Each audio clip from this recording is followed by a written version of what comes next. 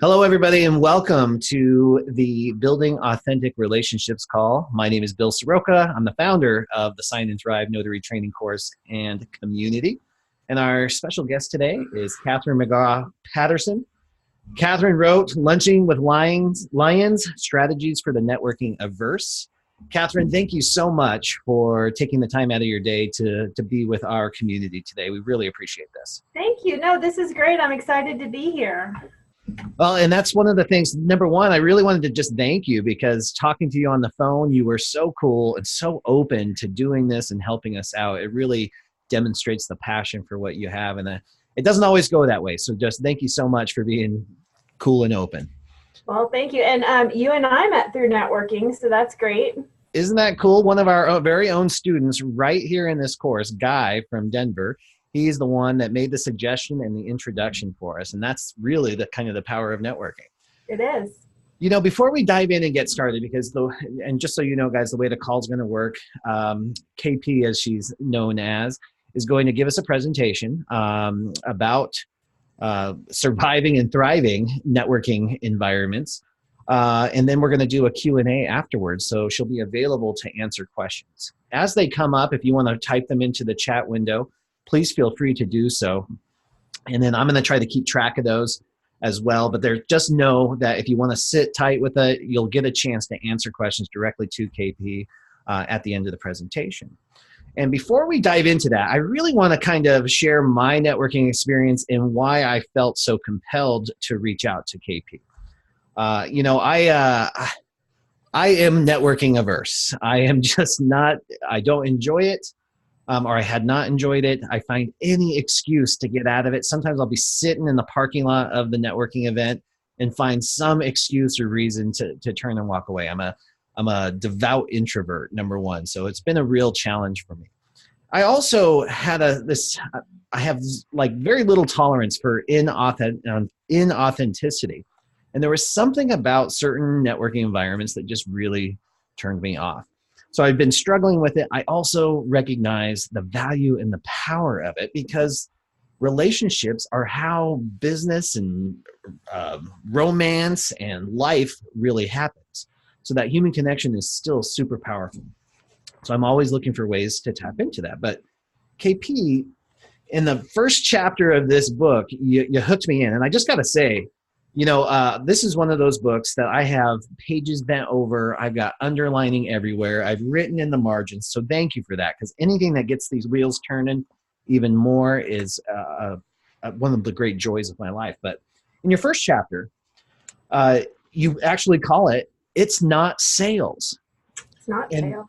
Yeah, that was really powerful. And I know that's going to come through in the rest of your messaging. But this one story that you were telling, I just kind of want to read. I'm going to pull an Oprah and I'm going to read a section of the book that was really powerful to me. Okay. And you told a story about your experience, but what it came down to is that networking is about connecting with other professionals and growing a, wait for it, network. It's not a sales call. And then you share some more about your experience with that. But the unspoken implication is that networking will somehow generate the sales we need to succeed.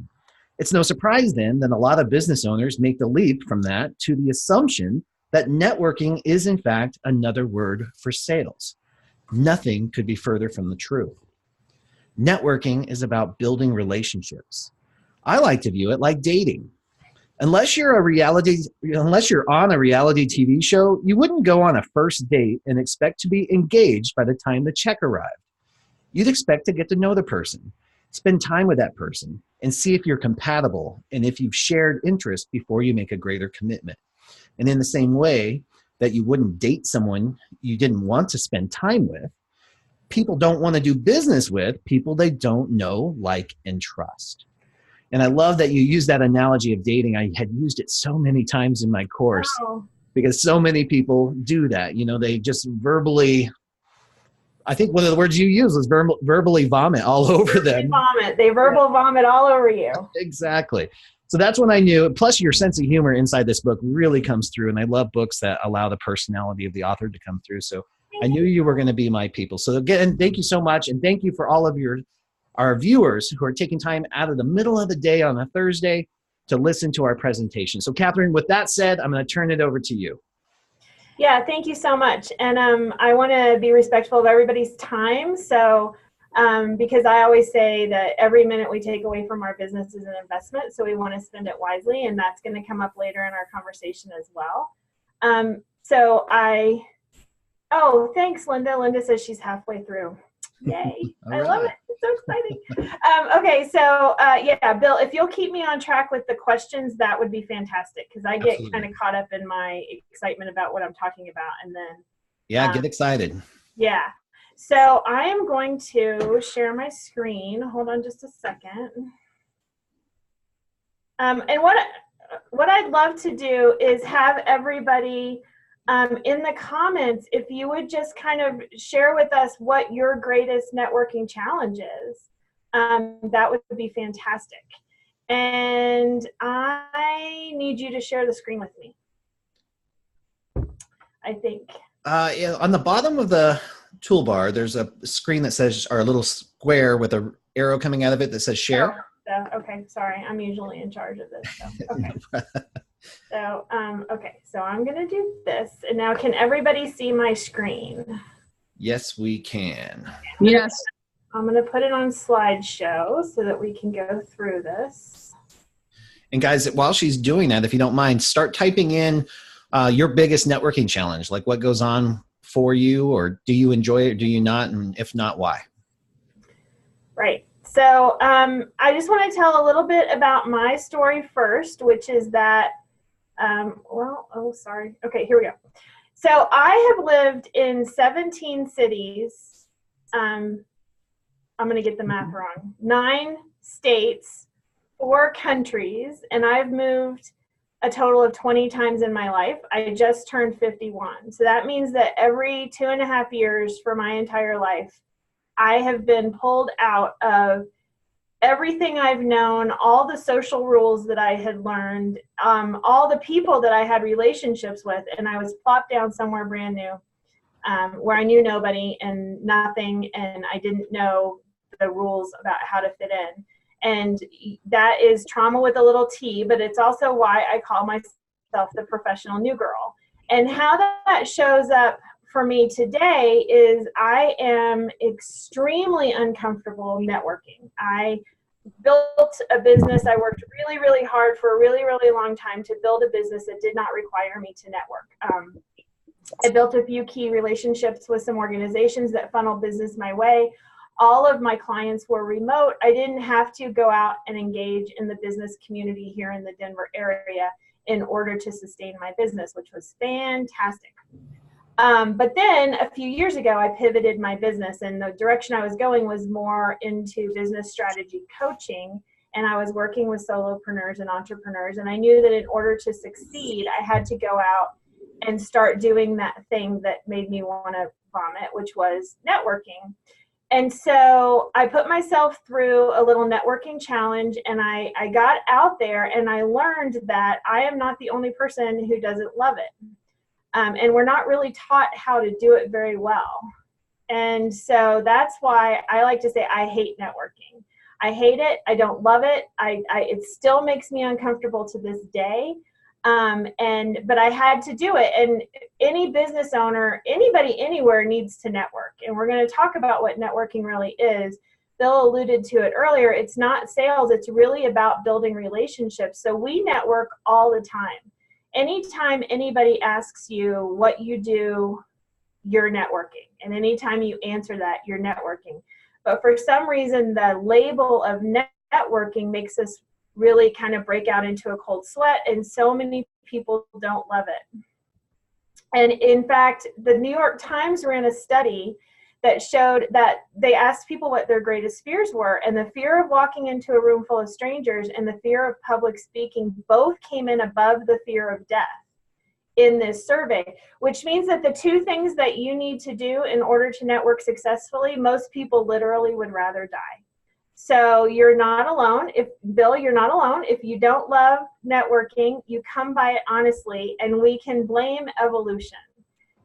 So there was a time when humans really needed the protection of that tribe to survive.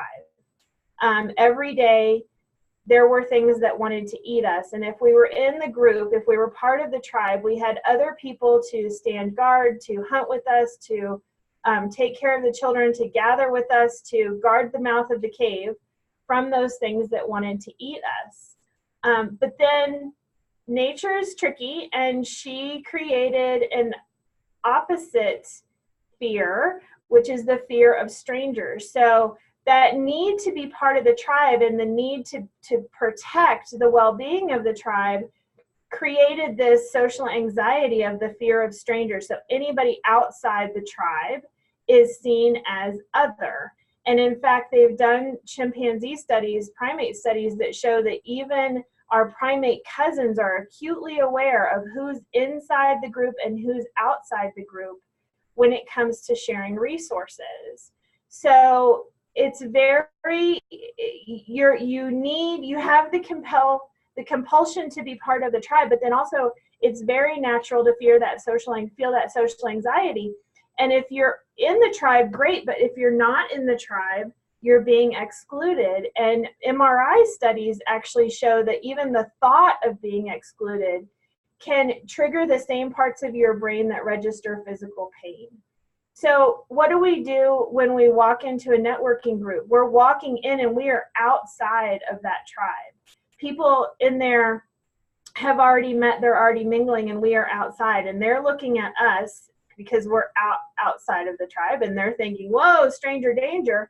And we're wanting so desperately to be part of that group, and yet we're terrified because they might not accept us. So, in short, humans are a hot mess.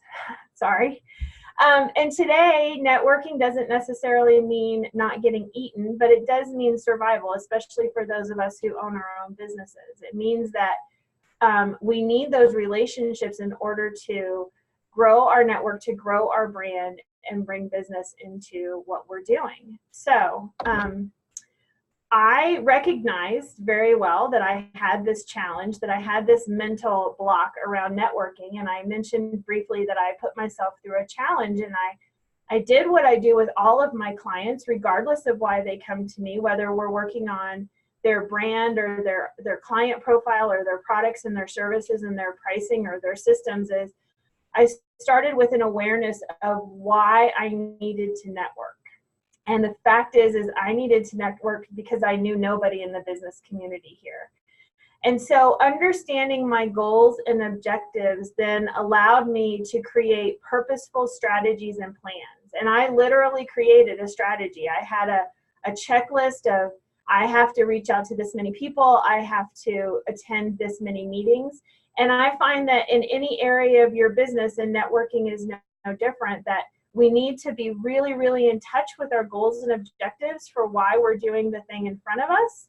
And then we need to create purposeful strategies and plans that are going to help us achieve those goals and objectives. And then finally, we need to be intentional in the actions that we take. So many of us in our business, we get so snowed under with the to-do list, and really only a fraction of what's on our to-do list is directly related to the goals and objectives that we have for ourselves. And so networking, same. Why are you out there networking? How are you going to get it done? And then what everyday actions are you going to take to get to where you want to be? Bill, if you ever want to interrupt me with comments or suggestions, let me know. Yeah, I definitely will. Thank you. Okay. So we network for all sorts of reasons, right? We network to get jobs. We network to find referral partners. We network to find investors for our business. We network to find partners that we can team with to add more value or to increase our service offering. We network for professional development, like this group, right? We network to find other people who can teach us more about what we do. We definitely network because we want to increase recognition for our brand or our business in the market. And we network to get more clients. So you'll notice that clients are always on the bottom of my list when I talk about networking, and it's for exactly that reason that Bill introduced earlier, and that is that networking is not sales. And so if you look at networking as sales and you go into a room of 12 people, you could absolutely sell all 12 of those people on your product or service because you're awesome. But once you've done that, you've exhausted the sales potential of that room, and you would have to go find another networking group and another and another and another. But if you walk into a room of 12 people and you look at them as a conduit, each of them is a conduit to the estimated 250 to 600 people that every human knows, they become more like 7,200 people sitting at that table. And when you spend the time and when you build the relationship and you show up again and again and again at those meetings and you answer their questions and you give your elevator speech and you help them understand the value that you deliver and who you deliver it to, they can go out into their networks and they can amplify your brand. And they give word of mouth advertising, which is something that corporations would pay dearly to have, those testimonials, those personal recommendations from people. But they go out into the network, into their networks, and they amplify your brand in a way that you can't do as a small business owner. As a small business owner, we have limited resources. We have limited time, energy, and money. And so any way that we can get really substantial recommendations for our business is invaluable to what we're trying to do. So again, those 12 people become 7,200 people. And when they then understand the value that you offer and they hear somebody talking about an issue that's related to what you can help with, they can recommend you to them. They can connect you with people that either need your product or service or that could further your goals and objectives for whatever reason you're networking. And just like anything in your business, networking goals need to be smart. They need to be specific, measurable, actionable, realistic, and time-bound. It's not enough to say, I want to grow my network, because you could literally add one person to your network and that would technically be growing it, but that's not really what we want. I shared a worksheet with Bill. Did we share that with everybody, or are they going to have access to that? Yes, it was sent out via email, guys, at 11:15 this morning, so it should be in your email and you can download it. Okay, so I'm just going to refer to that as we go through this. If you want to dig into that and you ever have any questions, you're welcome to reach out to me directly and I can help you work through it. But basically, on this worksheet, I want you to think about what your goal is for networking and really put it in smart terms and think about, I want to grow my network by 25 people by December, or I want to find 3 new partners to launch that new product or service by July. And think about, start to put your networking goals into the same framework that you would put any of the strategic goals in your business. Because again, we have limited time, energy, and money. And too many of us go out and network in groups because they're comfortable or because we like the people or they're at the right time of day. How many of you have chosen a networking event because of the time of day or the proximity to your office? Guilty. Right? Yeah, totally. We've all done that. And so that's not a very intentional way to network because it's a crapshoot on who's going to be in that room. So networking with SMART goals allows you to start pre-qualifying the right groups and people so that you can advance yourself towards the goals that you've set. So the first thing we want to think about in networking is the right groups. And it's not about the time of day or the location. It's really about who's in the group. And so when you start thinking about your goal, I want you to think about how are you going to evaluate that group to make sure that it's right for you. So the story that I like to share is Goldilocks. So we all remember her, right? She's the little juvenile delinquent that broke into the bear's house. And she got in there but she did it right. She tried all the porridge and one was too hot and one was too cold and one was just right. Yep. Right. And then she tried the beds and one was too hard and one was too soft and one was just right. Mm-hmm. And then she tried the beds and one was too big and one was too small and one was just right. And then the bears came home and ate her, but she had it right because she was evaluating everything in the house to find the things that fit her and her needs. And I want you to think about groups in the same way. So first, the internet, I'm sorry. I was just going to say this was really profound for me because I think For me, and I know a lot of, after conversations with many of the students, they can relate. We just go to default mode with these networking groups. So you jump onto meetup.com, we find one near us or at the right time, like you said, and then we just show up. We don't really, it's almost like we're trying to fit in rather than to get them to fit with us. Exactly. And what are you doing when you go there? You're spending time and you're spending money and you're spending energy. And I started off our presentation by saying every minute we take away from our business is an investment. And so one of the things that every business owner needs to know is how much it costs you to run your business on an hourly rate.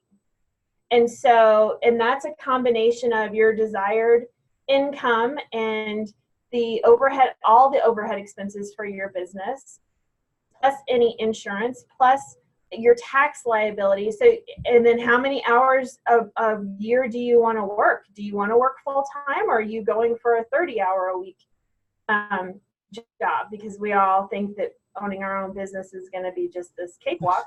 So you have to know that hourly rate, because when you start putting an hourly rate, a price on your time, and you're sitting in a meeting that makes you want to stick needles in your eye because you are so bored and you're not getting anything out of it, it puts the whole engagement in a different light. So my hourly rate is, this is not the rate I charge my clients, but my hourly rate is $67.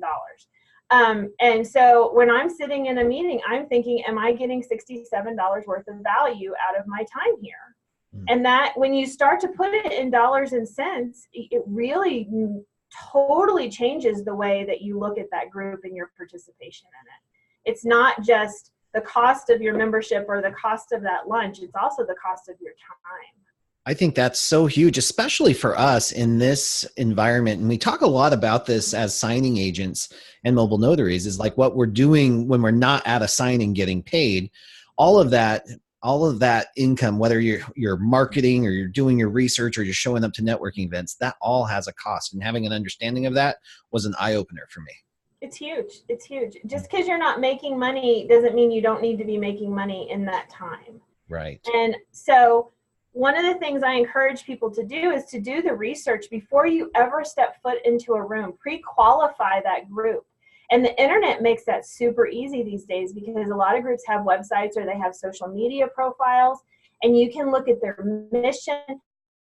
You can look at pictures from past events. You can look at their membership list and who participates in them. And so that's fantastic, because if you have a specific profile of the type of person that you're looking for to help you reach your goals and objectives, you can look to see that that type of person is going to be in the room with you. The other thing that I want you to think about once you get into the room, so you've pre-qualified them and you know that they check those initial boxes on paper. It's like the resume, right? And now you want to interview them, so you're going to go to the event. And I want you to think about, how are the other group members interacting? Are they all sitting on their phone waiting for the meeting to start, or are they chit-chatting and talking to each other? When the actual meeting starts, think about the agenda and the flow. I go to one networking group I won't be renewing, but it's a 2.5 hour meeting. So I'm paying 2.5 hours of my time to be there. And I don't get an opportunity to interact with anybody at my table. It's the group leader is standing up there giving out group news the whole time. So I literally want to stick needles in my eye. It's not beneficial to me at all. So how do you feel during the meeting? And what are the hard and soft costs? How much did you pay to be there? Did you pay a membership fee? Some groups you pay a membership fee and then you pay a lunch fee. What did it cost you to get there? How much gas did you spend, or time on the road and parking, or did you Uber? Do you have to buy a meal? Do you have to buy a drink? What are all the costs that went into that hour or 2 hour meeting, in addition to your time cost, your hourly base rate? And I want you to think about what you're spending to be in that room. And then finally, are you excited to come back? You know, we've all left group events where if somebody had asked us in the moment as we left the room, did you enjoy yourself? You would have been like, it's okay. And yet for some reason we keep going back and back and back to that meeting. And on the worksheet that I have on the back, you'll find some prompts. And I talk about your networking personality. And everybody has a unique networking personality. And it's a combination of your social style and your learning style. And so think about, one of the things I find interesting is a lot of women have issues around eating in front of other people.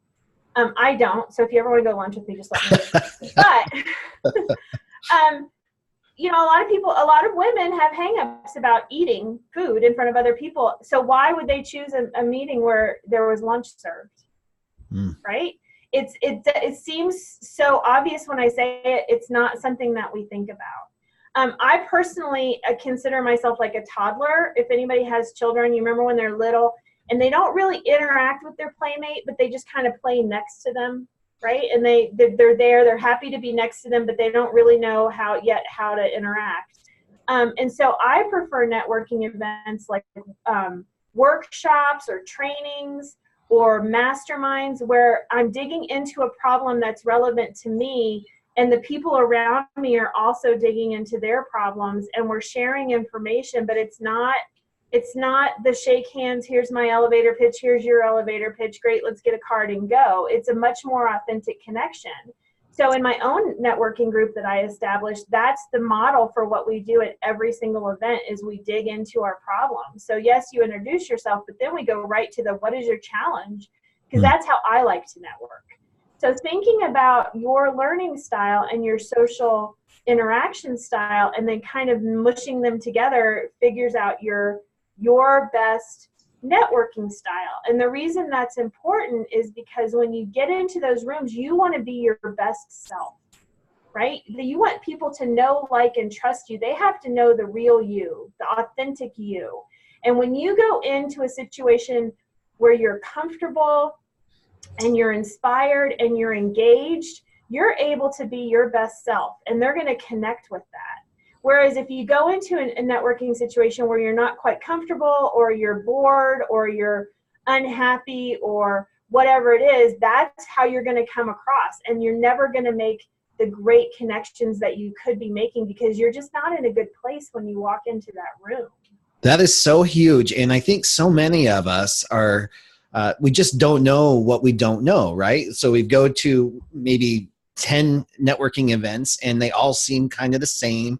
So you're thinking, oh, well, I guess this is just what it is, so I don't like it. So just knowing that there's other options and that networking can take different forms is so powerful.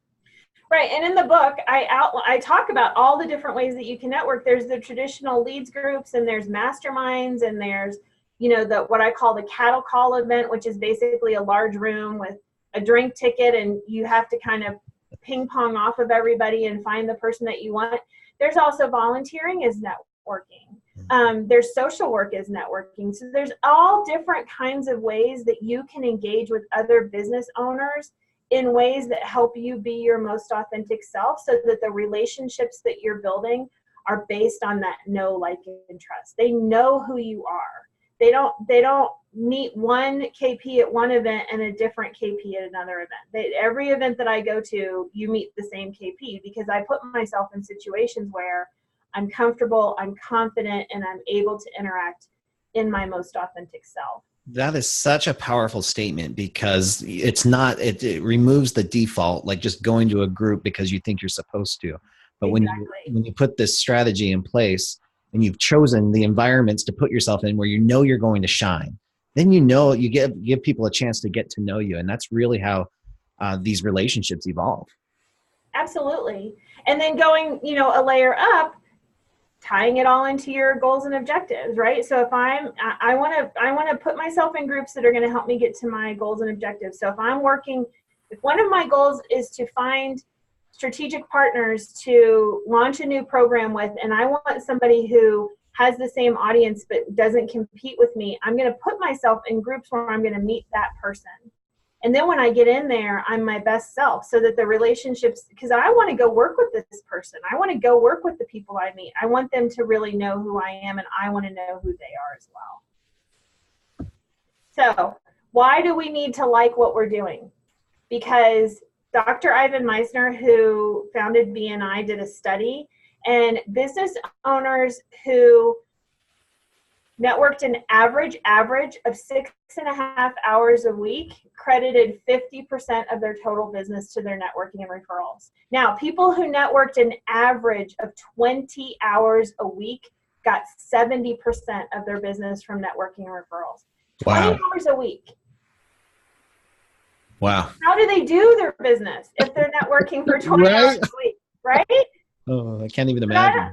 I know, right? So I don't know about you, but if I'm doing anything for 6.5 to 20 hours a week, I better like it, because that is a big lift and that is a lot of time. And so I really want people to start thinking about, am I enjoying this group? Am I enjoying this group of people? Is it helping me reach my goals, or am I just here because it's by default, or because I'm comfortable in this group, or because it's not scary anymore? I've made the relationships. These people are super nice. They don't scare me. So I'm just going to keep coming here, because then I can say I'm networking, but it's not really getting the results that you want. So I want you to enjoy what you're doing, always with the goal and the objective at the forefront of your mind.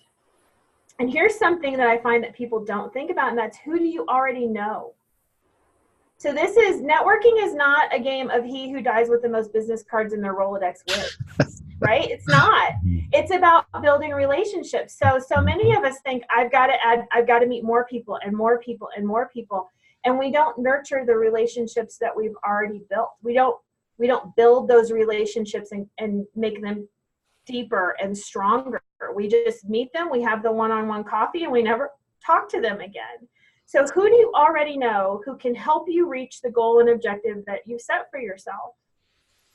And go back to them. You've already invested time in them. You've already invested energy in getting to know them. So leverage those relationships before you go out and try to add more people.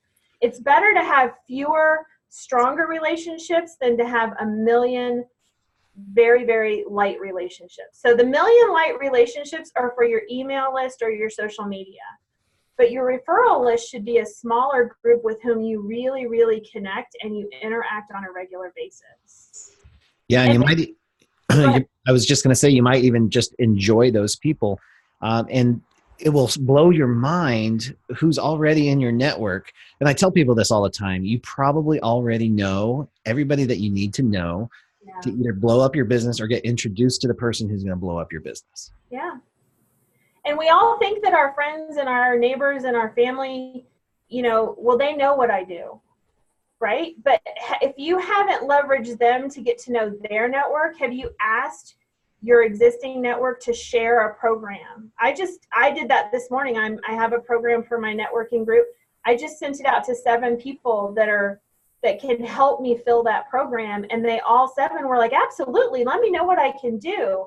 So I know that I need more of that person. So I'm going to take that profile, right? I already know these people, and I know these people can help me reach my goals and objectives. So what is it about those people that are going to help me reach my ultimate goal? And how do I go find more people like that?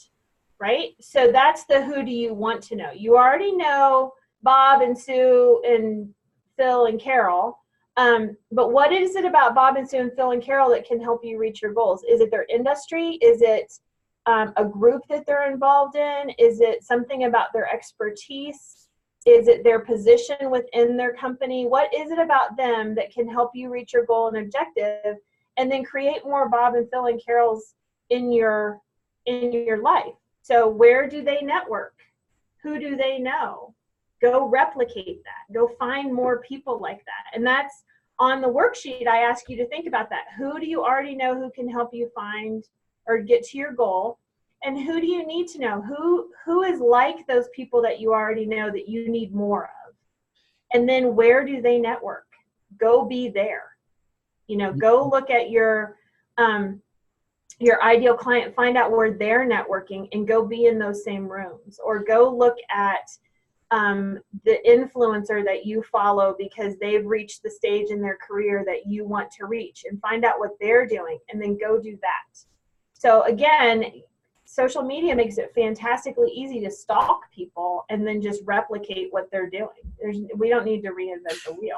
That is so true, KP. And I really want to tie this into those who are listening, because this might sound familiar if you're jumping in and doing the modules in the Sign and Thrive course. And this is a Fab 100 list. You know, that list of people that you don't know yet, but you want to know because you want to do business with them. This is exactly what we're talking about here, is creating this type of list and then using the tools and resources you have to research them. LinkedIn, Facebook, Google. You can find out so much about the people that we want to connect with just with social media today. Yes, and I'll segue a little bit into online networking because that seems to be the easiest way to connect with people these days. I've noticed lately, and maybe you have too, on LinkedIn, a lot of posts saying, don't connect to me and immediately start selling me. Mm-hmm.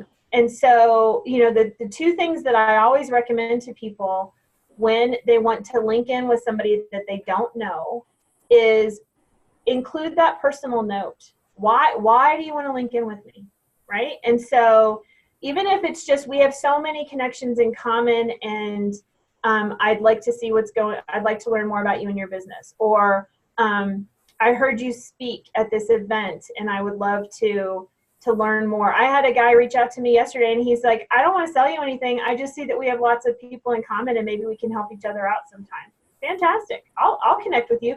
If I don't know you and you don't include a note, it's very, very not likely that I'm going to connect with you because I'm afraid you're going to start spamming me.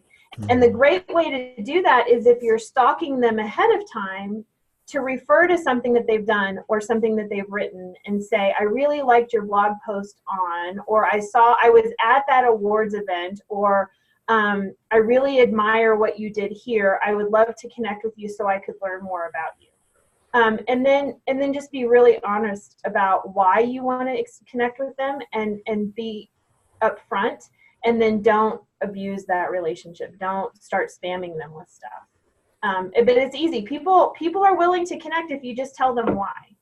Yeah. So that's a great way to get to those people.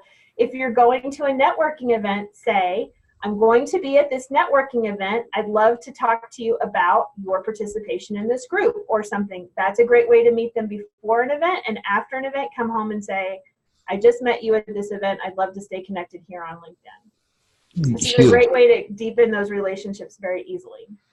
Yeah, definitely. I find that the faster you can move an online relationship to offline, like in those live networking meetings or a coffee meeting or something, the better it goes as well. Do you find that?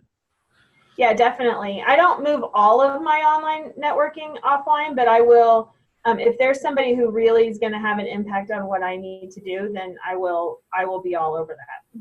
Awesome. For sure. So now I want to talk about the 5 C's. So we've researched the groups, we've pre-qualified the groups, we've gotten in the room, and now we're talking to all the people. And how do you label those people?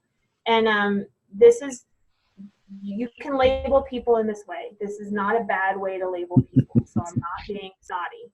But I like to call them the 5 C's. There's the connectors, the collaborators, contractors, clients, and cool kids. Again, clients are at the bottom of the list. But connectors are people who know people that you want to know. They're connected to a community of usually your ideal client. And it doesn't have to be another business owner. This might be a Girl Scout leader or the president of the PTA or the local dentist or a pastor. You have to think about who's connected to the community of people that can really impact your business. Now, connectors, if they're good connectors, they're also influencers. And they're going to be very, very protective of that community. So they're not just going to toss you out to their people the first time you meet them. You're going to have to invest some energy. You're really going to have to earn the know, like, and trust of a connector in order for them to take on the risk of introducing you to their community. Collaborators are people who share a profile with you, a client profile, but they don't compete with you. So this might be a business coach and a business lawyer connecting, or a graphic designer and a copywriter connecting. So it's somebody with whom you can partner to add more value to your services, or it's somebody who you can do reciprocal marketing or affiliate marketing with. You can talk to their clients, they can talk to your clients because it's a similar client profile, and you can share that back and forth. Contractors are people that help you run your business better. So I found my VA, my accountant, and my business lawyer all through networking, which is great because they earned my know, like, and trust before I ever went home and looked at their social media profiles. So I was comfortable working with them. Plus, I liked them. So the idea of working with them was not scary. I knew I was going to enjoy my time with them. Now, contractors have to earn your know, like, and trust because they want you to engage with their business. So it's really important to understand those two different power dynamics. The connector, the burden is on you to earn their respect. The contractor, the burden is on them to earn your respect because the power dynamic is slightly different. Clients are obviously clients, and then cool kids. And we've talked a little bit about that. And that is, cool kids are people that when you first meet them, they don't have a direct, immediate connection between what you want to achieve and what they have to offer. They're cool. They smell good. They're fun. They make you laugh. You like their energy. You're drawn to them, but there's no immediate connection between what you want to get done and what they have to offer. And so I bring this up because a lot of my clients will come to me and they say, God, I've been networking my booty off and I'm not getting anywhere. And when we start to look at who they're networking with, they're choosing to hang out with a lot of cool kids who don't have an obvious connection to what they want to achieve. So their time, their resources are being spent with people who can't necessarily help them move forward in their business. Now, a cool kid could become your biggest investor. They could become, your biggest referral partner. They could become your best friend. But when you first meet them, there's no obvious connection. So I just encourage people to be really aware of that. And I want you to spend time with them because they're the people that make our lives fun.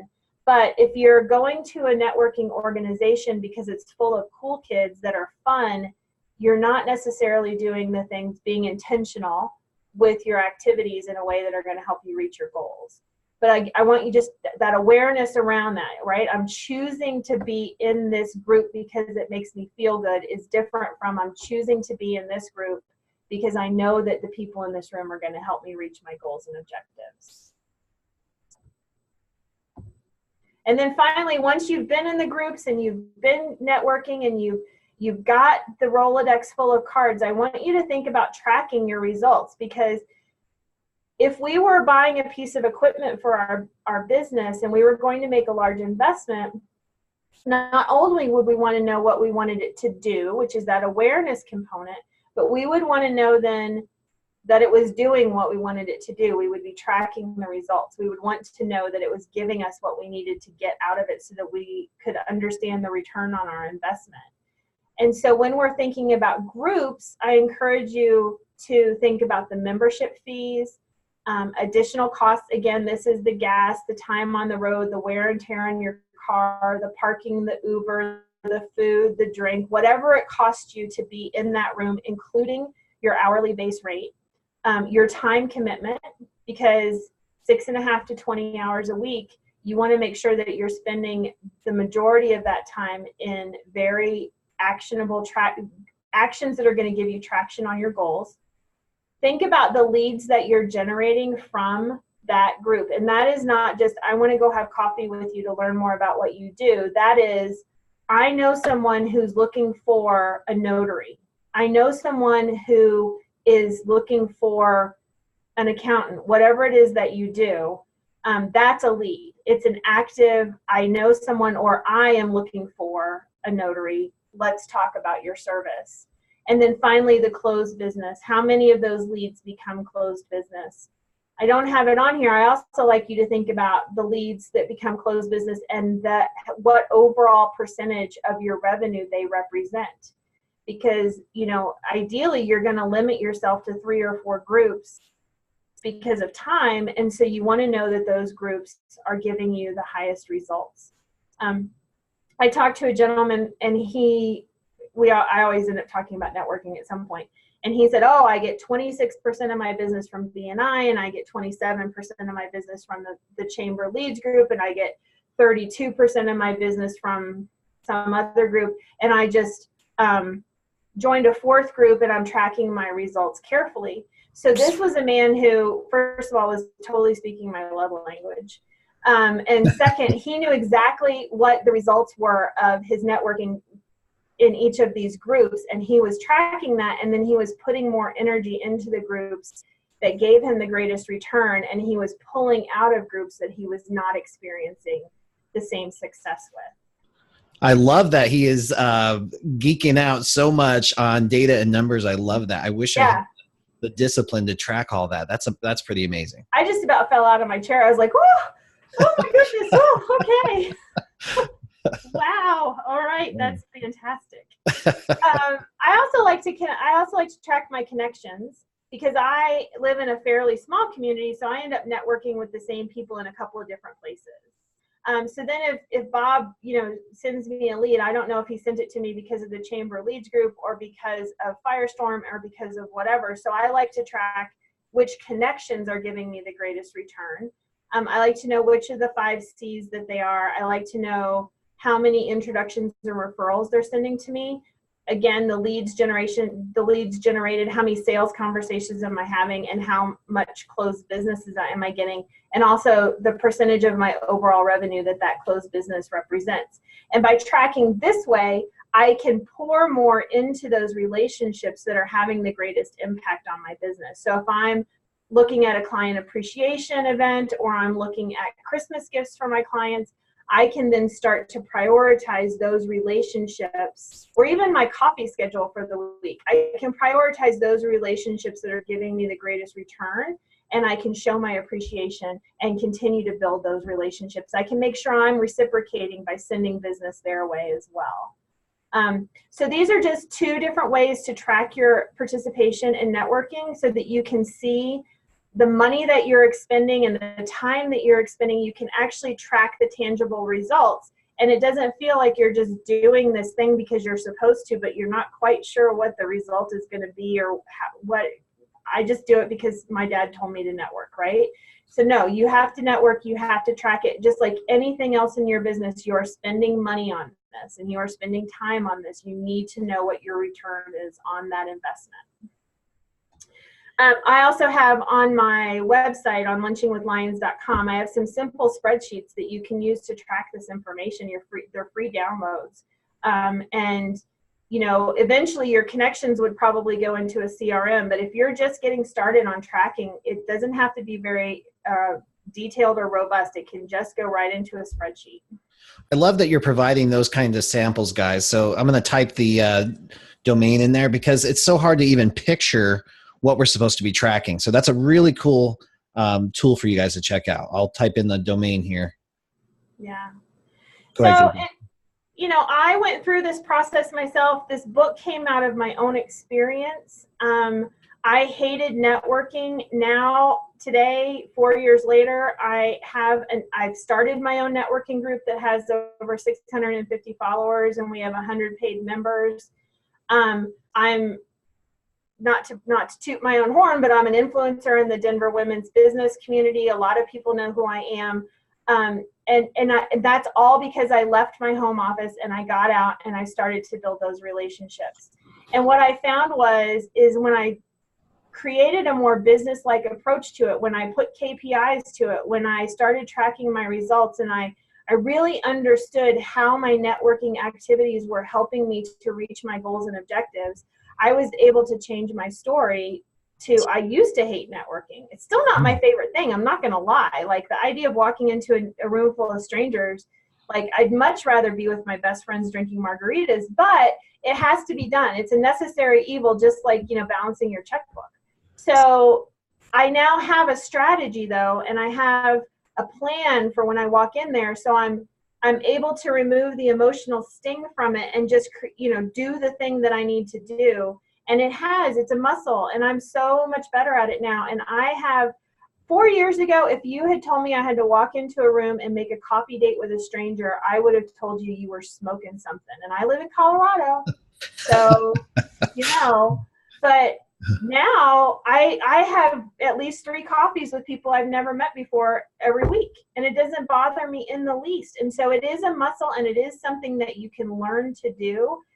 And this book was written to give you the strategies and the understanding of why it's important and how to do it, so that you give yourself the space to build that muscle and see those results. And once you start seeing those results, it gets easier and easier and easier. So I invite you all to email me, follow me, link up with me on LinkedIn. If you're on this call, just tell me why, and I will accept you. But that is what I have to say about networking. Love it. Love it. And then, of course, this is the book, Lunching with Lions, that I highly recommend, guys. It was really good. I already told you I underlined and folded pages throughout the half the thing. And then also that kind of leads right into the first question is, KP, do you have any plans to take this on to Kindle? Or yes, it will be on Kindle by the end of the summer. I am in the middle of doing a few other things first. I wanted to get it out and get it started, and then I'm working on the ebook. So that will be coming out hopefully Q3, early in Q3. Beautiful. Thank you. And if you want to go ahead and click stop sharing on your screen. Okay. Got it. You'd think I've never used Zoom before. I use it every day. That's all right. And now let's, if it's all right with you, Katherine, I mean, that was a wonderful presentation, and we've still got about 10 minutes for questions. Does that sound okay for you? Yeah, that's fine. I'd love to answer questions. All right, guys, we have Katherine for another few minutes. Who's got a great networking question for her? It doesn't even have to be a great question. It can be a question. Hi, Bill. It's Jason. Hey, Jason. Hi, how are you? I have a question. I am not afraid to speak to people, basically. Like, I can talk to a wall. But I don't know if I need to find the right networking connections. That, I think, is the hard part. Like, and I just know that was a conversation is, so how do I prevent myself from wasting time? And what would be a good research to find the right networking places? Ask people. So if you have relationships with anybody in the same industry with you that you feel like you can ask them where they're networking. If you're looking for a certain person or a certain type of person, ask anybody that you know that fits that profile. One of the things I always like to do is ask my clients where they network. So a lot of times I'll just go be in the same space where I serve a lot of solopreneurs and entrepreneurs. So I'm at a lot of chamber meetings and leads groups and things like that, where I know I'm gonna connect with those people. But asking people is a great way. Meetup is a great way. LinkedIn is a great way. Facebook is a great way. Eventbrite, all of those things is a great way to do your initial research. And then, as we talked about earlier, just kind of start digging down into that a little bit deeper.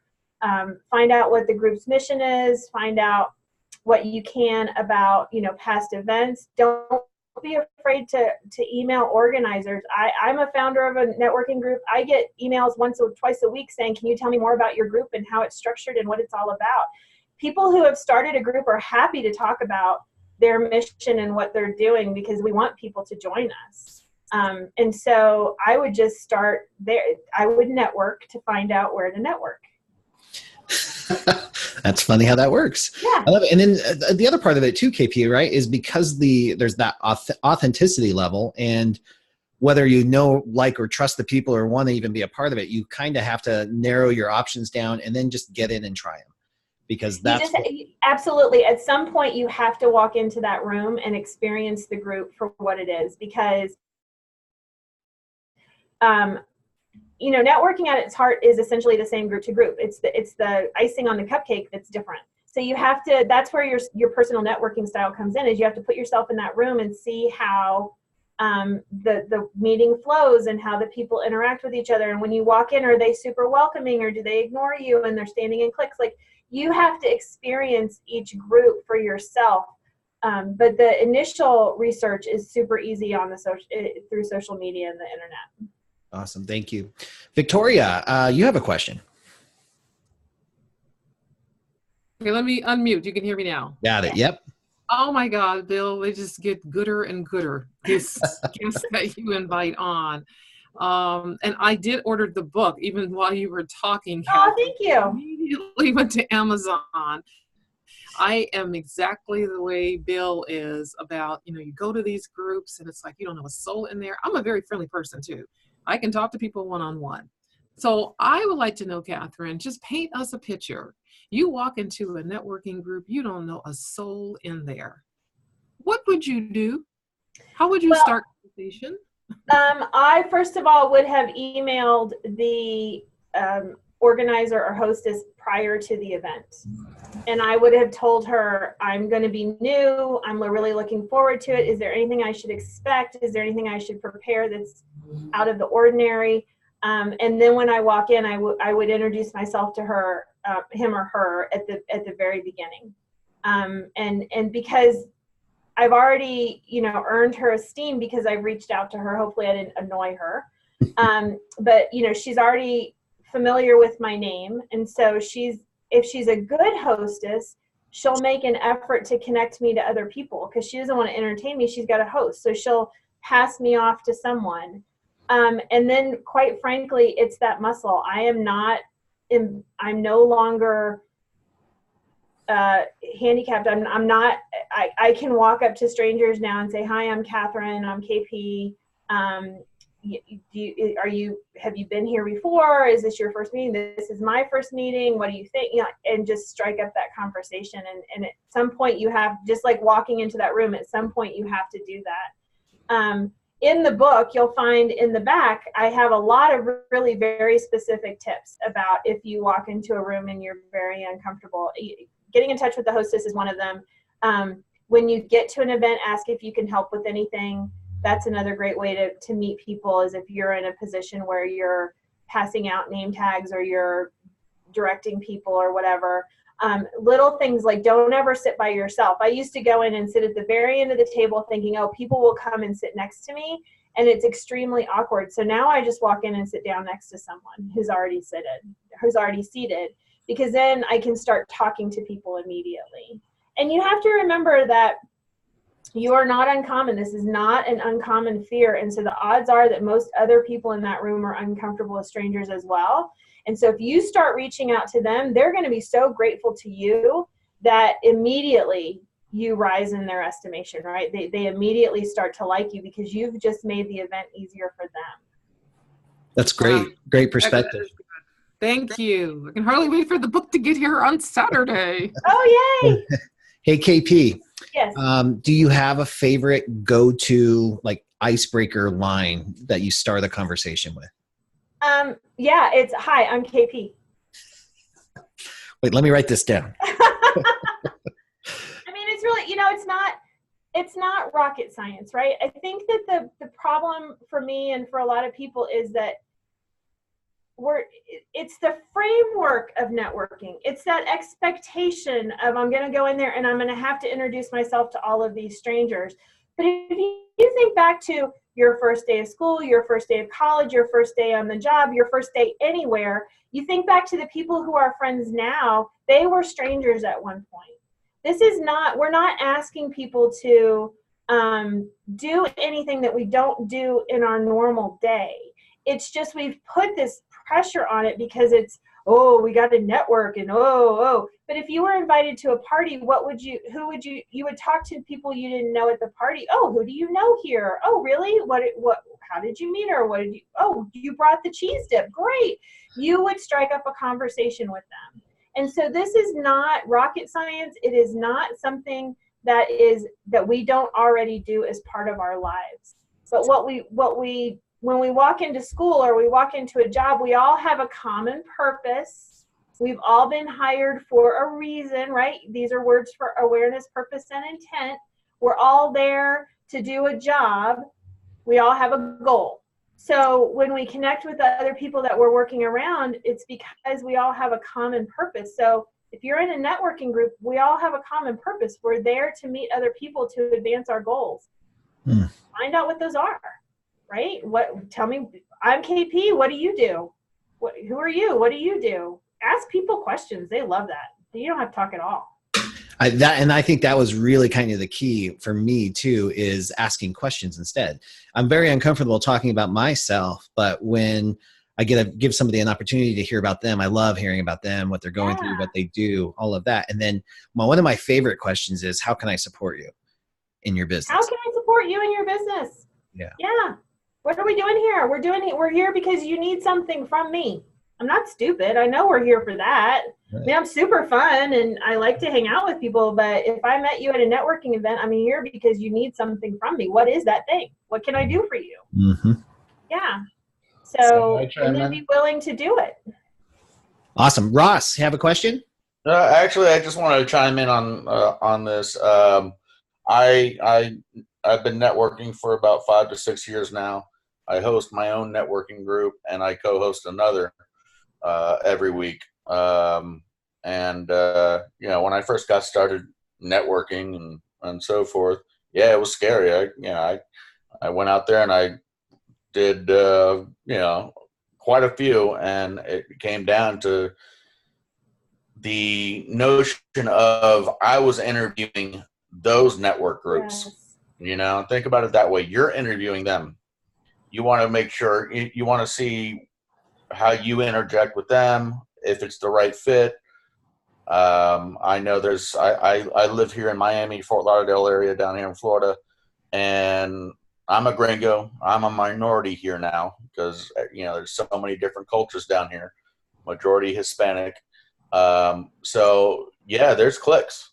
There's a network group called Network After Work, and majority of it is located at bars.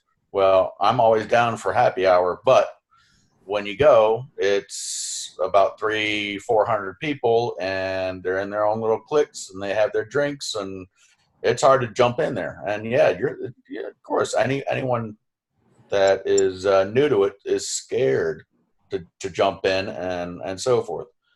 I found out within a couple months that after, you know, going to quite a few, that the smaller networking groups, the ones that sat down, you can go to a restaurant, or, you know, my networking group that I host is at 2J's Deli that we meet every Tuesday morning at 8 o'clock in the morning.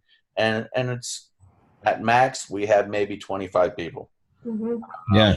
It's very, very, you know, in your face. You're sitting there drinking coffee, having breakfast, talking with people, and, you know, whether it be, you know, a small amount to, you know, 25, which is technically our max that we can handle. But just today, I co-host a group, networking group, Real Estate and Business, which I just came back from to join the meeting here. And that ranges max probably 50 to 60 people. And we hold that at a Denny's. So it just depends. But it's the same type of format. We all get up, we tell everybody who we are, what we do, how we can help each other out. And, you know, plain and simple, refer business to one another. Yeah. Awesome, Ross. Thank you for that. And I think what that really highlights, and I love that you talked about some of those, the bar ones. I always thought, because I love a good martini, you know, or sipping a Cosmopolitan. That's when business gets done for me. Bar napkins are my friend. But when I first walked into one of those bar networking ones, I was super intimidated. Like that was not my scene at all. So there's and KP, I think you can probably speak to this. There's probably something for everybody, right? Every type of different personality. There is something for everybody. And like I said, that you will never find me at an event like that. Unless I go with my clique, right? Unless my team is going and there's some reason why we want to go there. I will never choose it. I will never choose to go to an event like that. The other thing I don't do is speed networking. We have a partnership with the local chamber, and they've been having great success with their speed networking. And I'm like, no, that doesn't feel good. You know, I don't need to meet 72 people in an hour. No. So yeah, and that's that unique networking personalities. How do you like to interact with other people, and what kind of learning style do you have? And then go out and find the groups that that meet that, right? Whether they're bringing in speakers so you could like this so that you learn something, or they introduce table topics. Some groups are just introduction groups, but they bring in prompts and table topics that let the smaller, I go to one group that's 200 women and each table has 10. Well, we can't meet everybody, but they create table topics and discussion points so that your small table can chit chat. And then the next month I sit with different people. So just thinking ahead to how am I best going to be able to be comfortable in that space? What do I need somebody else to do for me in order to pull out what I need to be in that space? And then go find the groups that do that. Love that. Valerie, do you have a comment, question? Valerie Dennis, it looked like you were jumping in there. Yeah, I am. So I'm another interviewer. And so I apparently, I don't know how to get them to engage. And I feel weird always asking about them and what, and then but I also am not real comfortable talking about myself either. I guess getting interviewed would be good. But it's hard. It is hard. And I tend to go to events where I think nobody knows each other. We had a women's entrepreneur put on by SCORE, and I figured the only people that knew each other were the SCORE people themselves, and that was true. So everybody was in the same boat I was in. But I did a lot of interviewing. Yeah, it can certainly help, for sure, just asking the questions. It does. And in the book, I talk about this terrible scarring event that I had where I didn't ask any questions at all. And so now I don't go in planning to talk about myself at all. Like it's all about, I'm just going to connect with other people and ask them questions about what they do. And you can come up with some interesting questions like, why are you here today? Or, things like that would be, maybe wouldn't feel so interviewee because they wouldn't follow the script of, oh, and what's your name and what do you do? And And so, come up with some Valerie questions that are unique to you that kind of draw people out in a different way. But I really focus so much on asking people questions that that way when they turn around, as they should, and ask me questions about me, I'm just responding in the moment. I'm being very authentic. I don't have a script. I don't have any preconceived notion of what it is I need to tell them in my 32 seconds or whatever. But you'll get more comfortable with it the more you do it, and it'll just start to feel more and more natural. Well, I think my discomfort was the last time I did this, there was very little converse. There was very little asking me anything. And so I was like, okay, well, that's fine. I know a lot about you. So when I try to connect with you in a few days or next week, I can mention something. So I always thought that the fact that they never turned around and asked me much of anything, that there was something not right with that. There's something not right with them. That's not you. That's them being rude. I'm getting that now, and I'm getting also that maybe they're not being rude on purpose. They just are as scared as I am. Yeah. They don't know what to say. Well, and also you have to also consider the power dynamic in that relationship. Like, who is that person to you? Do you need to hold the power in that relationship, or do they need to hold the power in terms of the exchange of whatever it is you're going to exchange?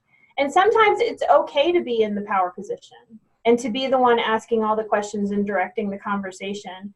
But if that doesn't feel good to you, then I wouldn't pursue that relationship. And it may not be a good fit for you in terms of that person. Like, there's no reason that you have to continue the conversation beyond the first engagement if it's not someone that you can see a direct connection to your goals and objectives, and that you enjoy. Because if they're not working to earn your know, like, and trust, then no. Yeah, and you know the other cool thing about this too, Valerie and KP, is there's that psychological phenomenon of where you ask people questions and you give a chance for them to talk to you about what's going on for them, and they walk away thinking that you are amazing because all you did was listen. And that actually can result in amazing referrals. It can, because they think that you put them on a pedestal during that conversation and you made them feel really, really special and really, really appreciated. And we all like that, right? We all like to be shown, people to show interest in us.